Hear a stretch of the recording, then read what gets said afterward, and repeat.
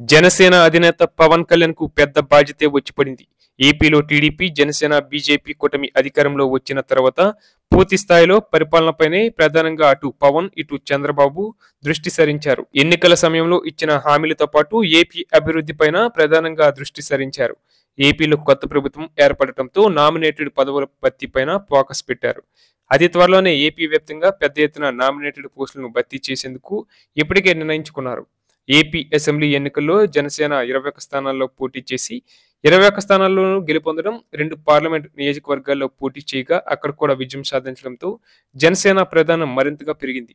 ఎన్నికల సమయంలో TDP, Janasena, BJP మధ్య ఓట్ల బదిలీ అనుకున్న మేర జరగడంతో టీడీపీ కూటమి ఘన విజయం సాధించింది. ఇది ఏమైనా జనసేన సహకారంతోనే ఈ స్థాయిలో భారీ విజయం దక్కింది అనే విషయాన్ని అటు టీడీపీ, ఇటు బీజేపీలు గుర్తించాయి. దీంతో ఇప్పుడు నామినేటెడ్ పదవుల విషయంలో జనసేనకు, టీడీపీకి ఏ స్థాయిలో ప్రాధాన్యం ఇస్తుంది అనే విషయంలో జన సైనికుల్లో అనేక సందేహాలు నెలకొన్నాయి.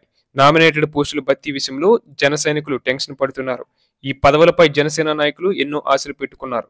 కానీ నామినేటెడ్ పోస్టుల భర్తీలో టీడీపీకి 65%, జనసేనకు 25%, బీజేపీకి 10% ఇవ్వాలని చంద్రబాబు నిర్ణయించుకున్నట్లు సమాచారం.